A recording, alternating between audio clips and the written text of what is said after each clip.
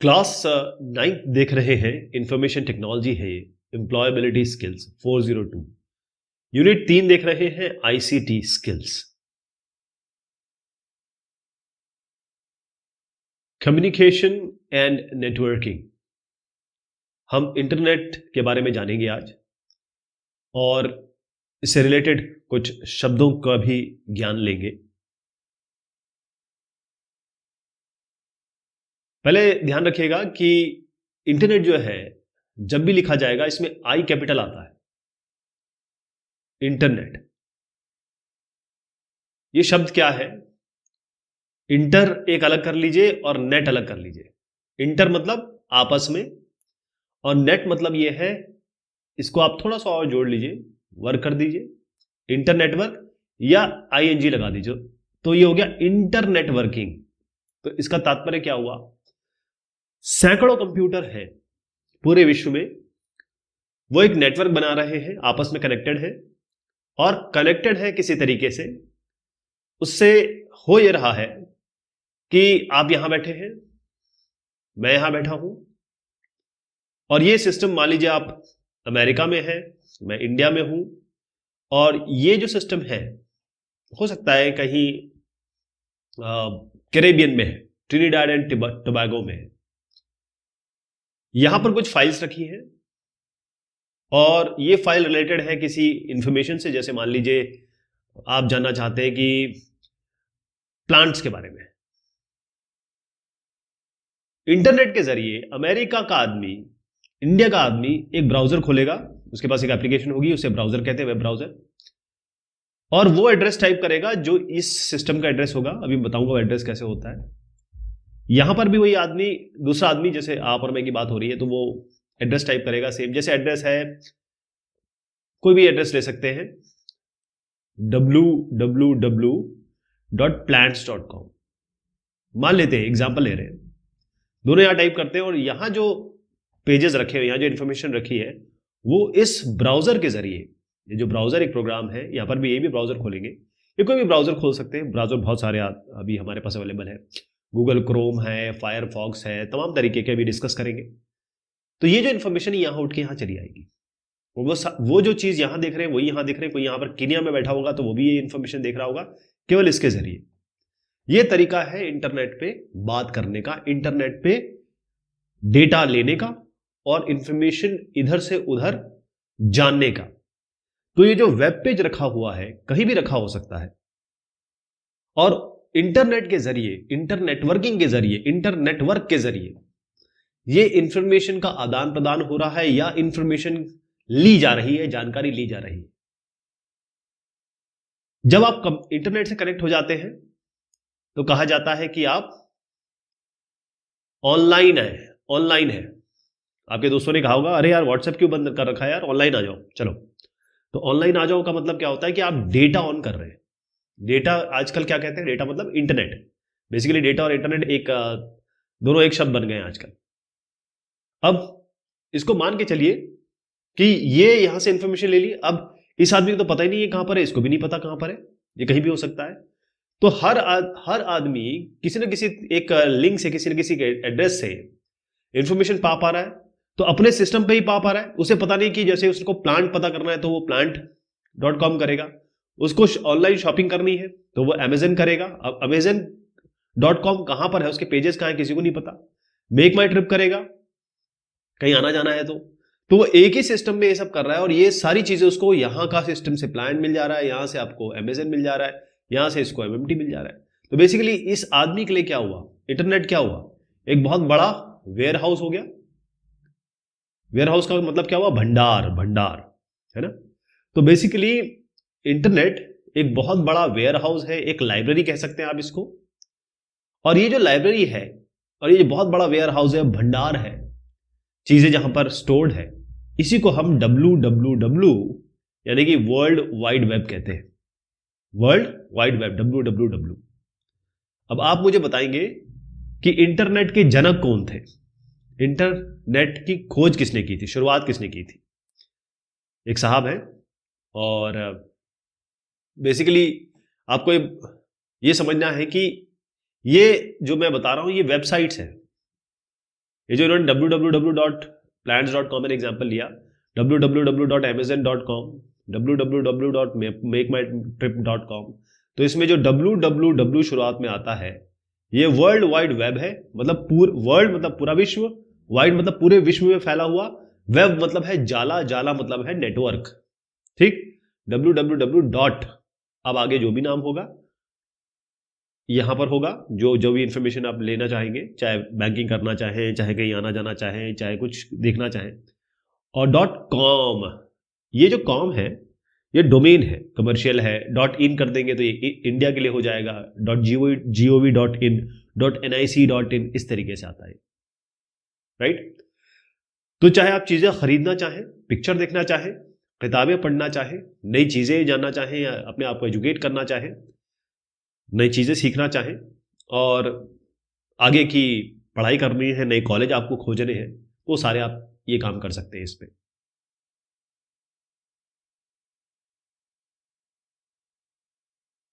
Internet के क्या फायदे हैं, क्या यूज है, तो ये शब्द ही आजकल बेमानी हो गया है कि भाई इसके क्या फायदे हैं।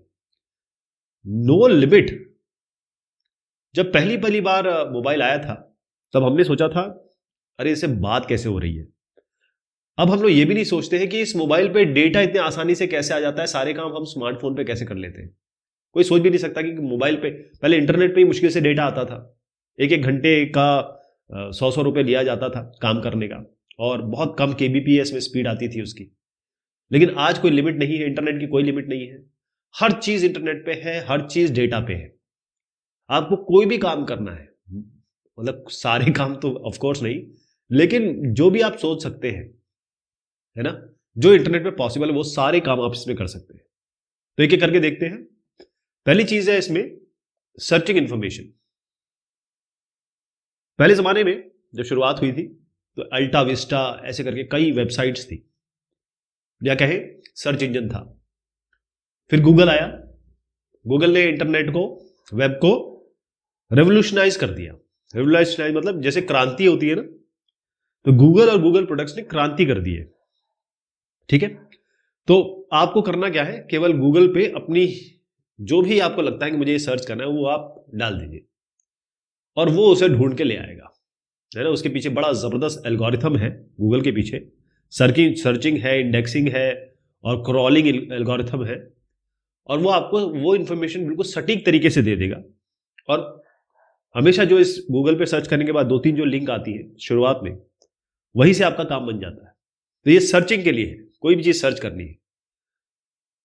एंटरटेनमेंट तो है ही, चाहे गाना.com खोलिए, youtube.com खोलिए, है ना, बहुत सारे म्यूजिक, गेम्स, पिक्चर्स शेयर कर सकते हैं आप। इंस्टाग्राम ये ऐप है, लेकिन आप फेसबुक ऐप है, लेकिन एंटरटेनमेंट का भी जरिया है। ईमेल और चैटिंग, पहले क्या होता था कि लेटर भेजते थे, जमाना लग जाता था, लिखना पड़ता था, इसके बारे में भी बात करेंगे आगे। चैटिंग फटाफट आप व्हाट्सएप खोलते हैं, हाइक मैसेंजर खोलते हैं, लाइन मैसेंजर खोलते हैं, खटाखट आप चैटिंग करते हैं, फोटोज भेजते हैं, इमोजीज भेजते हैं, ये सारे इंटरनेट से हो पा रहा है। जीमेल है, आउटलुक है, ये ईमेल है। ईमेल बहुत बहुत इंपॉर्टेंट है, क्योंकि ये बड़ा फॉर्मल कॉन्वर्सेशन है, बातचीत है दो लोगों के बीच में या दो से ज्यादा लोगों के बीच में। सोशल नेटवर्किंग, अब हुआ ये कि शुरुआत में एक प्रोग्राम आया, या कहेंगे एक वेबसाइट आई, वो थी orkut.com। जो पुराने लोग होंगे वो समझ रहे होंगे, आजकल की जनरेशन ने शायद नाम भी नहीं सुना होगा।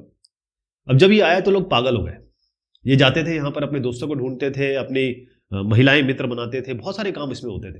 ये रेवोल्यूशनाइज कर दिया था इसने। उसके जस्ट बाद FBI, मार्क जुकरबर्ग आए, वो फेसबुक ले आए। अब मार्क जुकरबर्ग देखिए, जो भी MIT के ड्रॉप आउट्स है ना, मतलब Massachusetts institute of technology America में जो है, उसके जितने भी ड्रॉप आउट्स हैं उन्होंने कमाल कर रखा है। उन्होंने अपनी नौकरी तो छोड़, मतलब कॉलेज तो छोड़ दिया। आप स्टीव जॉब्स का नाम ले लें, चाहे आप ये मार्क जुकरबर्ग का नाम ले लें, इन्होंने कमाल ही कर दिया। फेसबुक ले आए और लोग पागल हो गए, और आज तक पागल है। जब से पागल उस तरीके से नहीं, क्रेजी है फेसबुक के लिए। ऑर्कुट बिल्कुल खत्म हो गया, बंद हो गया। फेसबुक में क्या हुआ कि आपने उस बंदे का नाम डाला, या आपने किसी एक दोस्त को डाला, उसका दोस्त है और उसका दोस्त है, और यहां बोला अरे यार ये तो मेरे साथ बैठता था, जब मैं 6th क्लास में था मेरे साथ बैठा करता था ये, और ऐसी दोस्ती हो गई, यारी हो गई, लोग मिलने लगे। तो फेसबुक और एक माइक्रो ब्लॉगिंग भी है, ट्विटर। आजकल ट्विटर से बाकायदा इलेक्शन लड़े जाते हैं। डोनाल्ड ट्रंप जीत गए साहब, लोग कहते हैं कि ट्विटर से जीत गए। तो अपनी बातें पहुंचाना, लोगों के बारे में जानना, ये सोशल नेटवर्किंग से हो जाता है। शॉपिंग अगर कहें, आप amazon.com खोलते हैं, आप flipkart.com खोलते हैं, वहां पर ऐसे सामान की लिस्ट आ जाती है। आप बोलते हैं अपने कार्ट में डाल देते हैं। कार्ट मतलब अपना जैसे जो ट्रॉली लेके चलते हैं ना अपने मॉल वगैरह में जब खरीदने जाते हैं, कार्ट में डाल दिया, यहाँ से पेमेंट कर दिया और अपना एड्रेस दे दिया, वहां पर आपको ये डिलीवर हो गया 2-3 दिन में। शॉपिंग हो गई, घर में बैठ बैठे शॉपिंग, ना जाना आना कुछ नहीं, लोग आपको आगे देके चले जा रहे हैं अपने पसंद की चीज। ऑनलाइन बुकिंग, आपको टिकट बुक करनी है, चाहे आप रेल की करें, होटल की करें, ट्रेन की करें, प्लेन की करें, अब सब ऑनलाइन है। अब आपको कागज दिखाने नहीं पड़ते, आप सीधा जब आप चेक इन उधर पे जाएंगे, हवाई जहाज जहाँ से उड़ता है, एरोड्रम कहते हैं, वहां एंटर करेंगे, आपको मोबाइल पे दिखा दीजिए, अपना आई कार्ड दिखा दीजिए, आपको एंट्री दे देगा। सब कुछ ऑनलाइन है। ऑनलाइन लर्निंग, अब मुझे पता नहीं कोविड टाइम्स वाले देख रहे हैं या नहीं देख रहे हैं, लेकिन कोविड आया, सब घर में बैठ गए, है ना। हमारे साहब आए, उन्होंने कहा कि भाई अब तो लॉकडाउन है, कुछ समझ में नहीं आ रहा था, ऐसा डिसीज था, ये इन्फेक्शन था। फिर सब लोग जूम पे गए, गूगल मीट पे गए और पढ़ना शुरू किया। और अब ऐसा है कि ये एक न्यू नॉर्मल बन गया है पढ़ना। इससे पहले भी लोग यूट्यूब के जरिए बहुत सारी चीजें पढ़ते थे। बहुत सारी ऐसी वेबसाइट से, नाम मैं नहीं लूंगा उनका, जिससे पढ़ा करते थे और बहुत अच्छा उनको नॉलेज मिलता था। लेकिन आजकल तो सब कुछ ऑनलाइन हो गया है। टीचर बैठता है अपने घर में, बच्चे अपने घर में बैठते हैं, एक टाइम डिसाइड हो जाता है, सब बच्चे आ जाते हैं, टीचर पढ़ाता है, टीचर पूछता है, टीचर बात करता है, जैसे एक क्लास में होता है। उस तरीके की फीलिंग तो नहीं आ पाती है, लेकिन फिर भी ऑनलाइन लर्निंग हो रही है। ऑनलाइन बैंकिंग, पहले क्या होता था, खासतौर पर हमारे हिंदुस्तान में, हम बैंक जाते थे, एक आदमी से मिलते थे, तो खासतौर पे जो गवर्नमेंट बैंक होता था उसमें तो बड़ी ही दिक्कत है। वो कहता था काउंटर नंबर इस पे जाओ, वहाँ काउंटर नंबर इस पे जाओ, यहाँ पर लंबी सी लाइन लगी हुई है। मतलब पूरे दिन भर का काम हो जाता था, एक पासबुक अपडेट कराना है तो पूरे दिन भर का काम। अब आप अपना भीम ऐप खोलिए, ICICI वाला खोलिए, JNK बैंक वाला खोलिए, यहाँ पर अपना यूजर नेम पासवर्ड डालिए, किसको भेजना है उसका IFSC कोड डालिए, खट से भेज दीजिए। या फिर छोड़िए इसको, आप कोई भी सामान खरीदना, उसका QR कोड स्कैन करिए और पैसे आपके अकाउंट से उसके अकाउंट में। ये रेवोल्यूशन लाया है इंटरनेट, यानी कि डेटा सर्विसेज, ये रेवोल्यूशन ले आया है।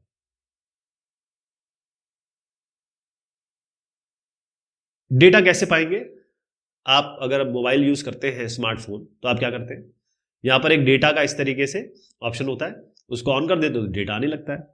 लेकिन आपने डेटा के लिए पैसे दिए हो, मतलब अगर जैसे एयरटेल, जियो या कोई भी सर्विस है, उसको पैसे दिए होंगे आपने, तो इंटरनेट कनेक्ट हो जाता है। तो नॉर्मली अगर देखा जाए, मतलब अगर मैं पहले से शुरुआत करूं, तो इंटरनेट को कनेक्ट करने के लिए पहले चीज तो आपको आपका ये मोबाइल चाहिए या लैपटॉप चाहिए या कंप्यूटर चाहिए, जिसमें डेटा सर्विसेज की फैसिलिटी हो, है ना, जो डेटा से डील कर सकता हो, उसमें वो इलेक्ट्रॉनिक्स होनी चाहिए। फिर ये आपका ये कोई भी डिवाइस हो सकता है। इसके साथ आप लगाएंगे मॉडेम। अब मॉडेम क्या होता है? मॉडेम होता है मॉड्यूलेटर डीमॉड्यूलेटर। मॉडेम होता है मॉड्यूलेटर, मॉड्यूलेटर, डीमॉड्यूलेटर। अब ये थोड़ा सा स्कोप के बाहर है, नहीं तो इसको भी बता सकता था मैं। बस मॉडेम समझ लीजिए, एक ऐसा डिवाइस है जो आपके सिस्टम को, क्योंकि आपका जो सिस्टम है, ये जितनी बात कर रहा हूं, ये सब डिजिटल सिस्टम हो गए हैं, है ना। अगर डिजिटल सिस्टम है तो यहाँ जो भी चीज आ रही है, डेटा जिस भी फॉर्म में आ रहा है, या डेटा के डिजिटल फॉर्मेट में ही आ रहा है या फिर एनालॉग फॉर्मेट में आ रहा है, जो भी आ रहा है, उसको कंप्यूटर रीडेबल बनाना है, वो इसका काम होता है। ये हो गया। अब आपने क्या किया, यहां पर आपका एक इंटरनेट सर्विस प्रोवाइडर है। आपको याद है मैंने शुरुआत में आपको जो बताया था, यहां पर मैंने बताया था आपको कि ये यहां पर बैठे बैठे आप ये चीज ले पा रहे हैं ना, वेबसाइट एक्सेस कर पा रहे हैं।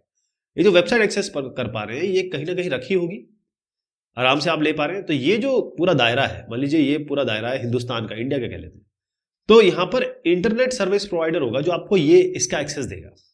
आप उसको पैसे देंगे, वो आपको ये एक्सेस दे देगा। तो अलग अलग इंटरनेट सर्विस प्रोवाइडर है, एक नहीं है, तमाम तरीके के हैं। जैसे आप जियो का यूज करते हैं तो जियो आपका ISP हो गया। अगर आप एयरटेल का करते हैं, वोडाफोन का करते हैं, तो आप वो हो गया, BSNL का करते हैं।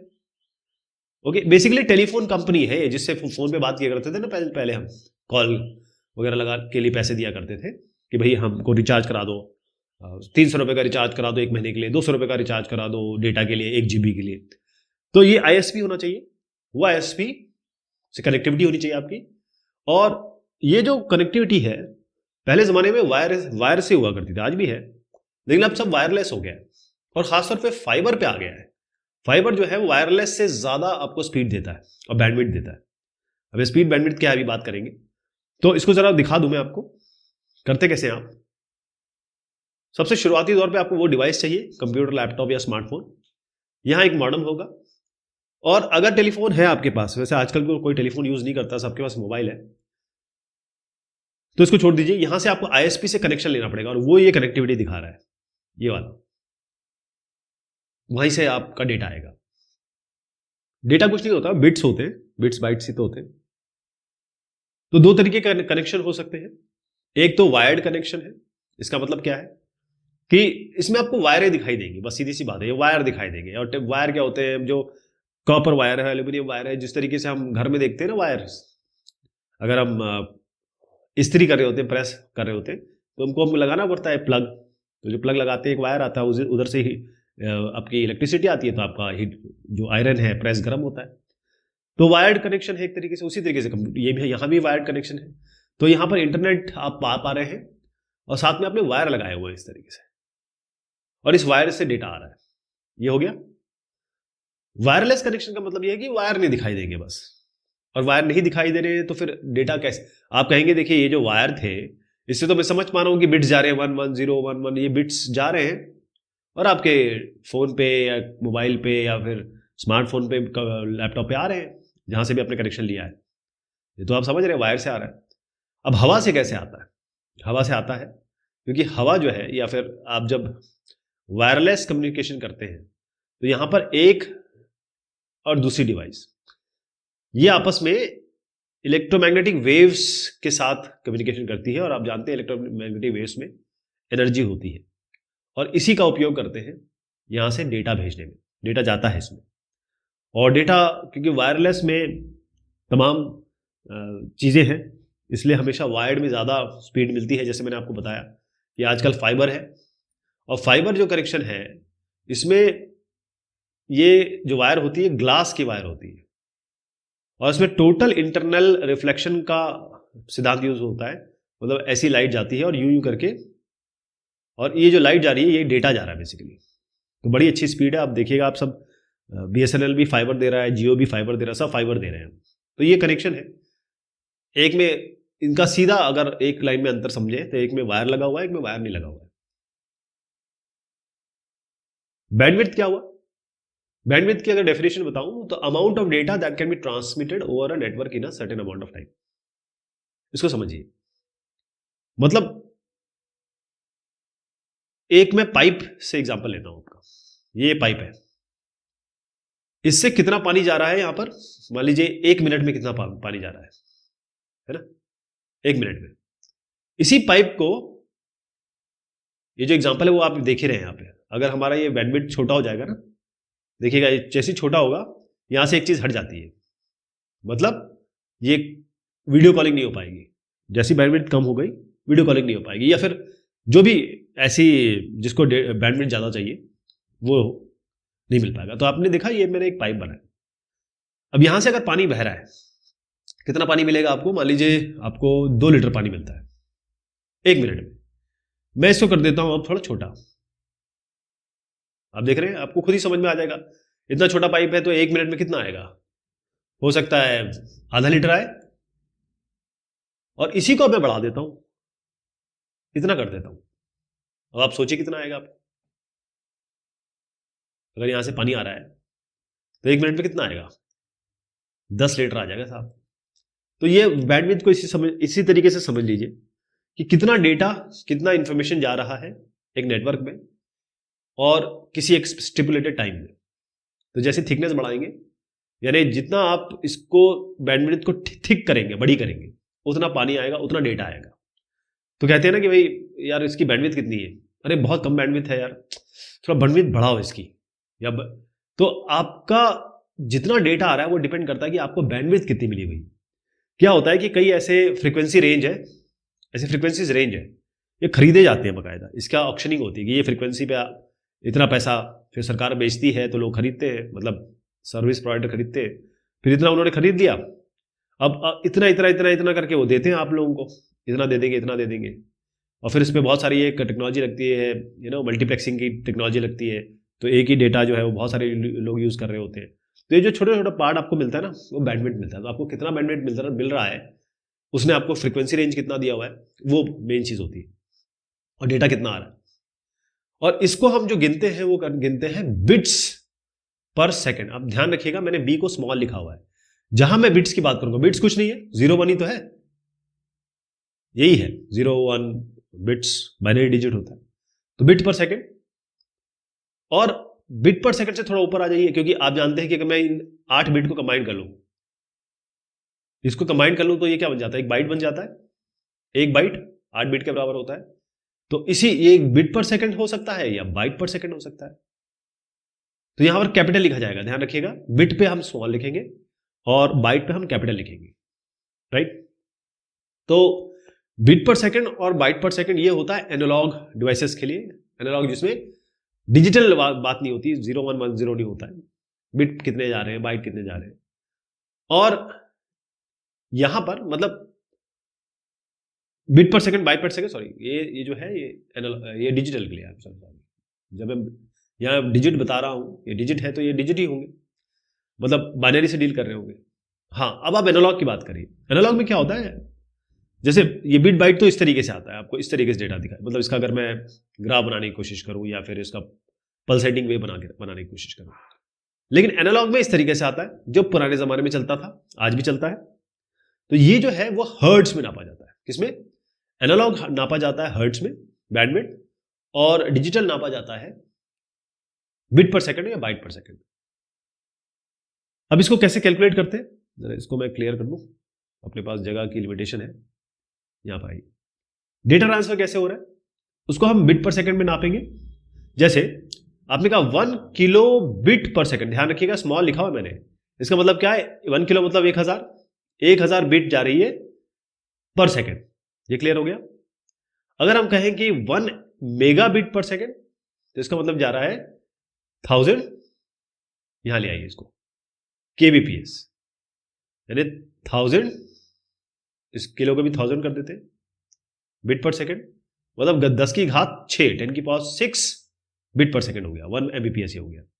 1 gbps क्या होगा, ये होता है 1000, इसको यहां ले आइए, 1000 mbps। एक mbps तो देख लिया आपने 10 की पावर 6, इसको भी 10 की पावर 3 लिख देते हैं, तो कितना हो गया, 1 gbps हो गया 10 की पावर 9 ये बिट पर सेकंड। ऐसे आगे भी जा सकते हैं, टेरा पे जा सकते हैं, टेरा 10 की पावर 12 हो जाता है, एक टेरा होता है 1000, मतलब 1000 gbps। इंटरनेट ब्राउजर क्या होता है, तो अगर आप टैबलेट पे काम कर रहे हैं या स्मार्टफोन पे कर रहे हैं, या नॉर्मली हम लोग ने शुरुआत की थी कंप्यूटर पे, तो कंप्यूटर पे जब हम इंटरनेट सर्च करना चाहते हैं, ब्राउज करना चाहते हैं या जानकारी अर्जित करना चाहते हैं, तो उसके लिए हमारे पास एक एप्लीकेशन होना चाहिए। ये बेसिकली ये एप्लीकेशन ही है, ये एक प्रोग्राम ही है जैसे बाकी प्रोग्राम होते हैं, और इसको हम कहते हैं ब्राउज़र, इंटरनेट ब्राउज़र। तो इंटरनेट को ब्राउज करने के लिए, ब्राउज मतलब ये होता है कि आप सर्च करिए, फाइंड करिए, ढूंढिए और अपनी चीज़ ले आइए। तो जितनी भी अलग अलग वेबसाइट है विश्व में, उन सब को पाने के लिए, उन सब से जानकारी अर्जित करने के लिए या अपने काम करने के लिए हम इंटरनेट ब्राउज़र का यूज़ करते हैं। इसमें जो सबसे फेमस आजकल चल रहे हैं उसमें गूगल क्रोम सबसे ऊपर है, फिर ये फायरफॉक्स मोजिला का है। बेसिकली ये तो गूगल का है और इंटरनेट एक्सप्लोरर ये माइक्रोसॉफ्ट का है। फायरफॉक्स मोजिला भी बहुत स्ट्रॉन्ग ब्राउज़र है, लेकिन ये फ्री और ओपन सोर्स है, मतलब ओपन सोर्स कम्युनिटी से आता है ये। पहली चीज़ ये है कि जब भी आप ब्राउज़र को ओपन करते हैं तो वहाँ पर आपको एक एड्रेस बार मिलेगा। मैं आपको थोड़ा करके समझाऊंगा इसको, तो आपको समझ में आ जाएगा। ये यहाँ पर उबुंटू से करना है, लेकिन उबुंटू से करें या किसी भी ऑपरेटिंग सिस्टम से करें, ब्राउज़र तो वही रहेगा, है ना, तरीका उसका सेम ही है।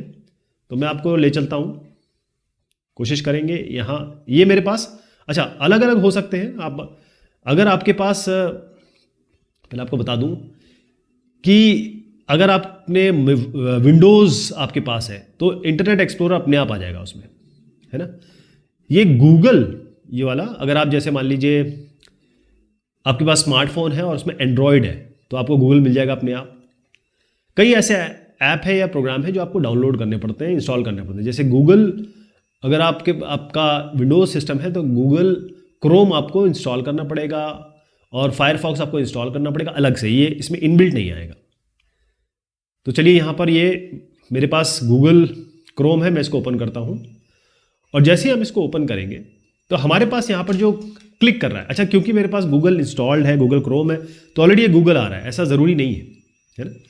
और यहाँ पर सर्च करते ही गूगल हो जाएगा। जैसे मान लीजिए मैं सर्च करना चाहता हूँ वेदर टुमारो, कल का वेदर जानना चाहता हूँ, तो मैंने केवल इतना सर्च किया। यहाँ सर्च करें या यहाँ सर्च करें एक ही बात है, लेकिन चलिए हम ये नॉर्मल सर्चिंग देख रहे हैं तो गूगल पे सर्चिंग देख लेते हैं। यहाँ पर कर देते हैं वेदर टुमारो, इसको लिखिए, आपको यह इन्फॉर्मेशन मिल जाएगी। ओके, कौन सी इन्फॉर्मेशन मिली है? ये लिंक्स मिले हैं और इसको हम हाइपर लिंक्स कहते हैं। और हाइपर लिंक्स कुछ नहीं है, वेबसाइट आप देखिएगा www.accuweather.com, www.timeanddate.com, यही तो बता रहा है। तो ये किसी जगह का इसने सारा हमको वेदर इन्फॉर्मेशन दे दी है और यहाँ हमको सर्च करना पड़ता है। आपको ब्राउज़र खोलना है, सर्च करिए, इन्फॉर्मेशन आ जाएगी। जो भी पसंद आती है वेबसाइट उसको यहाँ से खोल दीजिए। राइट क्लिक करके मैं ओपन न्यू टैब कर रहा हूँ ताकि न्यू टैब पे आ जाए।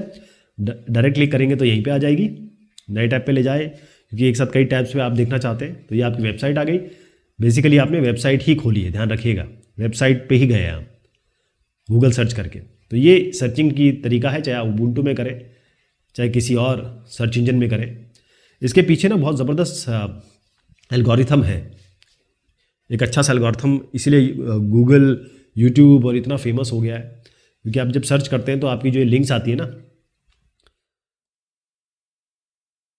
इन्हीं लिंक में आपको सारी इन्फॉर्मेशन मिल जाती है। 2-4 जो होती है ना पहले पेज में ही मिल जाएगी। अब क्वेश्चन आंसर देख लेते हैं। मल्टीपल चॉइस क्वेश्चन है ये।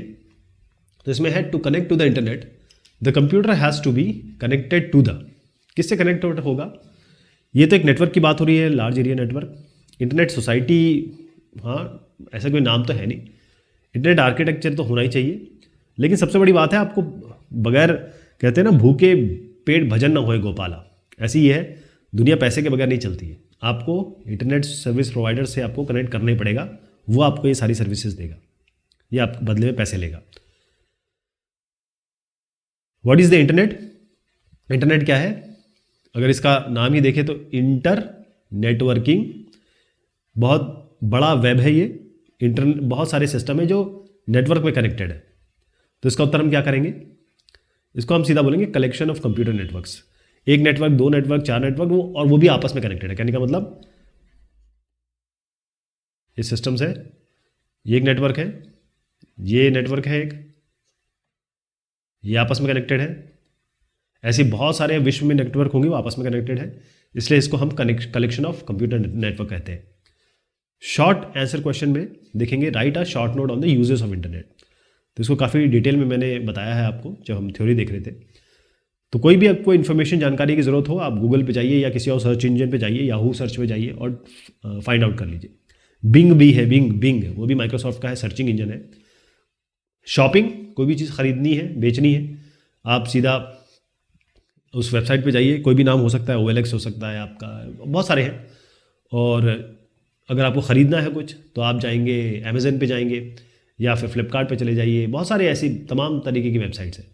वहाँ पर अपना सामान चूज़ करिए और फिर पैसा पेमेंट करिए, आपके घर पहुँच जाएगा ये 2-3 दिन में। एंटरटेनमेंट, गाना सुनिए, गेम्स खेलिए, पिक्चर देखिए। ऑनलाइन बुकिंग, कोई भी बुकिंग करानी हो, चाहे टिकट कहीं की भी हो, आजकल हर चीज़ की टिकट, इवन आपके बगल में जो हो सकता है कोई इवेंट हो रहा हो, उसकी भी आपको टिकट यहाँ से बुक मिल जाएगी। मतलब जैसे बुक माई शो वगैरह आता है। बाकी रेलवे की, हवाई जहाज़ की तो होती ही है। ईमेल और चैटिंग, ईमेल एक बहुत अच्छी एक सर्विस है जिसके थ्रू आप अपने लेटर भेजते हैं, जो आप पहले भेजा करते थे लिख के, अब आपको केवल एक टाइप करना और फटाक से भेज देना। चैटिंग तो खैर आप कर ही रहे होंगे, आप फेसबुक चैटिंग करते हैं, व्हाट्सएप है, लाइन है और हाइक है, बहुत सारे ऐसे मैसेंजर्स हैं। ऑनलाइन लर्निंग, जूम हो गया या फिर आपके गूगल टीम हो गया, ऐसे तमाम तरीके हैं जिससे आप बहुत सारे लोग एक साथ बैठ के, यहाँ टीचर है या बहुत सारे लोग बैठ के एक साथ पढ़ सकते हैं, टीचर उनको पढ़ा सकता है बगैर घर से निकले हुए, केवल इंटरनेट के जरिए। सोशल नेटवर्किंग, अपने दोस्तों को ढूंढ सकते हैं, अपनी नई नई चीज़ें पेश कर सकते हैं आप जो काम करते हैं, या फोटो पोस्ट कर सकते हैं, लोग लाइक करते हैं उसको। अब ट्विटर भी कर सकते हैं। ट्विटर जो होता है माइक्रो ब्लॉगिंग है, इसमें कि एक बहुत बड़ा आदमी जैसे हमारे नरेंद्र मोदी साहब हो गए, वो एक लाइन लिखते हैं और लाखों करोड़ों फॉलोअर हैं उनके, उस लाइन को पढ़ के खुश होते हैं या जानकारी लेते हैं। ऑनलाइन बैंकिंग है, अब आपको किसी बैंक में नहीं जाना, घर में बैठिए और सीधा ट्रांसफ़र कर दीजिए, या फिर किसी दुकान पे गए आप, आपको पैसे नहीं निकालने, एक QR कोड वहाँ पर होगा, उसका QR कोड स्कैन करिए, पैसा भेज दीजिए, तो बहुत आसान हो गया है। चलिए साहब, ये बात हुई इस डिस्कशन की, बहुत शुक्रिया, बहुत मेहरबानी आप सभी की।